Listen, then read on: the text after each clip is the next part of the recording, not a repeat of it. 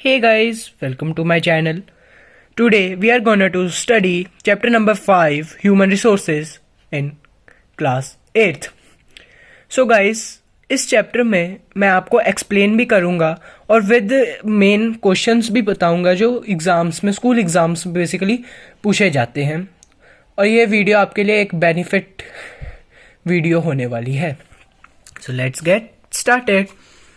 So human resources जो first paragraph है इस चैप्टर का, इसमें बस हमें बताया गया है, एक क्वेश्चन है, why are people called as a resource.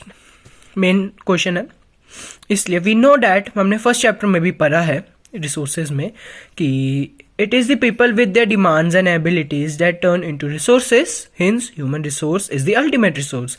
Human resource एक रिसोर्स है जो ह्यूमंस ही हैं, खुद ही है, देमसेल्व्स है, जिनके पास एक एबिलिटी है to create any substance into a resource. So basically इस फर्स्ट पैराग्राफ में इतना ही दिया गया है. Then main second, define distribution of population, 1 marks का है. हम फिर इसमें बेसिकली डिस्ट्रीब्यूशन ऑफ पॉपुलेशन को डिफाइन करना है या एक्सप्लेन करना है. तो इसमें पूछा जाता है कि बताया गया है the way in which people are spread across the earth surface is known as the pattern of population distribution. See, the way in which people are spread, people जैसे spread हो रुके हैं अर्थ सरफेस के ऊपर, अर्थ के topography के ऊपर, उसे हम डिस्ट्रीब्यूशन ऑफ पॉपुलेशन कहते हैं. और मैंने क्वेश्चन वो स्टार भी लगा के रखा है कि some areas are very crowded and partially populated, depends on distribution of population. Next, density of population. ये मैंने मार्क नहीं किया है लेकिन ये बहुत बारी पूछा गया है एग्जाम्स में, सोशल साइंस के एग्जाम में, स्कूल्स में, कि इसको एक्सप्लेन डेंसिटी ऑफ पॉपुलेशन या 2 या 3 मार्क्स में. तो हम लिखेंगे, पहले हम इसको पॉइंट्स में अगर लिखें तो फर्स्ट पॉइंट बनता है, it is refer to the number of people living in a unit area of the earth surface. Second point बनता है, it is normally express as per square kilometre. उसके बाद बेसिकली वो पूछेंगे कि average density of population in India क्या है. 382 persons per square kilometre है, लेकिन according to new NCERT it is now 419 person per square kilometre in India. तो ये हमारा डेंसिटी ऑफ पॉपुलेशन हो चुका है. अब नेक्स्ट अब आता है factors affecting distribution of population, की वे कैसे लोग स्प्रेड हुए हैं, उसको कौन से फैक्टर्स अफेक्ट कर रहे हैं. एक होते हैं geographical factors, social, culture and economic factors, and this two only basically. या तो जियोग्राफिकल फैक्टर्स फर्स्ट, नेचर वाले. टोपोग्राफी, या टोपोग्राफी मतलब लैंड, कौन से पीपल लोग ज़्यादा प्रेफर करेंगे. Plains, northern plains in India है ना, suitable land for farming, yes, Ganga plains. और ये बहुत पॉपुलेट होते हैं, डेंसली पॉपुलेटेड होते हैं. आपको पता ही होगा जैसे उत्तर प्रदेश और बिहार के हैं, बहुत डेंसली पॉपुलेटेड एरियाज हैं ये लोग. वैसे ही climate, people usually avoid extreme climates that are very hot or very cold, like Sahara Desert, polar regions of Russia, Canada and Antarctica. Yeah, people basically avoid करते हैं like place Sahara Desert and polar regions. ये तो लोग basically moderate temperatures prefer करते हैं, इस ये बताया गया इस पैराग्राफ में. सॉइल, या connected with topography only. Fertile soil for agriculture, Ganga and Brahmaputra in India. And यही पूछते बेसिकली. और लेकिन अगर आ गया एक 1 मार्क्स, या आजकल एमसीक्यू में आ जाते हैं, या चाइना का पूछ लिया, झांगचिंगैंग and Nile. Water, common thing, necessary need for human survival. Where fresh water is easily available, people prefer that areas like river, valleys. These are very densely populated. It is also connected with same soil, land with the suitable land for agriculture because water is required for irrigation. Then social and cultural and economic factors, humans जो life live कर रहे social में, culture में and economic में. Social areas of better housing, education and health facilities, densely populated. Pune, Noida, many areas. Cultural, places with religion of cultural significance attract people. Varanasi, Haridwar and more are some examples. Economic, industrial areas, more job employment. Yeah, like in Mumbai in India and Osaka in Japan. Densely populated areas. Yes, too densely. अब आता है हमारा again main population change. इस पर question आता है basically what is population change and explain its factors. Yes, factors. Population change पहले क्या था, हम ये लिखेंगे. It is refers to the number of people during a specific time.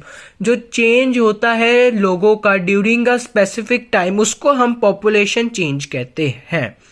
मैं फैक्टर्स को बाद में बताऊंगा, लेकिन उसके जो मेन क्वेश्चंस पूछे जाते हैं मैं वो बताता हूँ पहले, जो इस पैराग्राफ्स में है टोटली एंड तक, वो मैं आपको बताऊंगा. पहला क्वेश्चन है, मैंने टिक भी किया हुआ है, why did the population increase slowly in early times. पहले पॉपुलेशन इंक्रीज क्यों किया था, स्लोली कर रहे थे लेकिन इन अर्ली टाइम्स. ये 2 मार्क्स का क्वेश्चन पूछ लेते हैं, ये एनसीईआरटी में भी है जो क्वेश्चंस लिखे हैं. लेकिन यही तो है, अब बस we have to do and we can crack any exam of social science of class 8th. तो मैं फोकस करते हैं इस पे. तो large number of babies were born but they die too early. ये फर्स्ट पॉइंट होगा इस क्वेश्चन का. सेकंड होगा sufficient food was not available for all the people. We know about it in early times. Second, why did the population increase rapidly इन 1999. ये सिर्फ 1 marks का आएगा. अगर ये क्वेश्चन ना भी पता हो, आप खुद के मतलब ब्रेन का यूज करके लिख सकते हैं कि the main reason was better food supplies and advancement in science and technology. Simple. अब बारी आती पॉपुलेशन चेंज की फैक्टर्स की. फर्स्ट था birth rate, number of live births per 1000 people को हम बर्थ रेट कहते हैं. Second, death rate, number of live deaths per 1000 people को डेथ रेट कहते हैं. फिर आता है migration. Migration also is a key factor here of population change in country wise, that's why it is included. Migration, we know, movement from one place to another.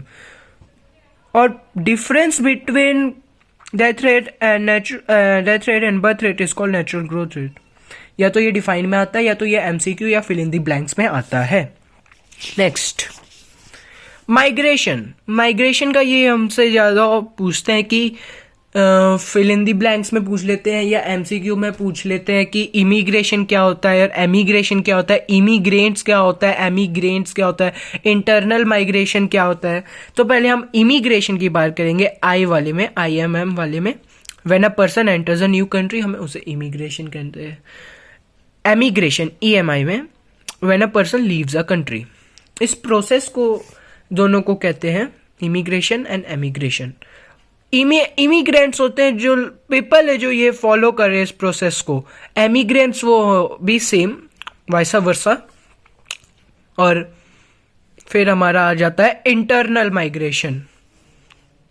Large number of people, जैसे हम internal migration हर country में होता है कि suppose person ए है, he lives in village, then he goes to the urban areas like Mumbai, so he do internal migration. So this is. Then pattern of population change, they not ask, इतना important नहीं है, but we can still, हम इसको read करना important है. Rates of population growth vary across the world. Although the world's total population is rising rapidly, not all countries are experiencing this growth. Some countries like Kenya have high population growth rates. They had both high birth rates and death rates. Now with improving healthcare, death rates have fallen, but birth rates still remain high, leaders to growth rates. In other countries like United Kingdom, population growth rate is slowly because of low death and low birth rate. ये basically pattern बताए हैं different countries के कि क्या होते हैं. जैसे India है, चाइना, इनके बर्थ रेट ज़्यादा है, डेथ रेट कम है. United kingdom, Australia, USA, Canada, ये ऐसे कंट्रीज हैं जिनके मॉडरेटली वो है पॉपुलेटेड पीपल है, जहाँ पे वो है 50-50 है. ना जहाँ पे लो डेथ भी एंड लो बर्थ रेट भी है. So basically this is only given in pattern of population change. फिर आता है पॉपुलेशन कॉम्पोजिशन. इसके ऊपर भी 3 मार्क्स का क्वेश्चन आता है या 5 मार्क्स का क्वेश्चन आता है कि एक्सप्लेन होल द स्ट्रक्चर. तो हम लिखेंगे पहला पॉपुलेशन ऑफ कॉम्पोजिशन क्या होता है. First it is the structure of population. ठीक है, पॉपुलेशन के स्ट्रक्चर को हम कहते हैं. और ये हमें डिफरेंट पीपल के बारे में बताता है, एज ग्रुप्स के बारे में बताता है, और बताता है कितने इलिटरेट है, लिटरेट है, रूरल एंड अर्बन एरियाज हैं, मेल्स एंड फीमेल्स हैं इन दी कंट्री. और ये एक तरीके से जियोग्राफिकल रिप्रेजेंटेशन है एज एंड सेक्स कॉम्पोजिशन का. इसमें डिफरेंट एज कैटेगरीज भी होते हैं, like 0 to 5, 0 to 5, 6 to 15, 15 to 56 and 65 years. और ये हमें और ऐसे भी हेल्प करता है कि मेल्स एंड फीमेल्स को ईच एज ग्रुप में कैटेगराइज कर देता है. और ये भी बहुत इंपॉर्टेंट है, और ये भी बताता है साथ में कि how many young dependents and elderly dependents are there in the country. So that's it from today's video, guys. So if you like this video, subscribe my channel and like the video. Thank you, guys.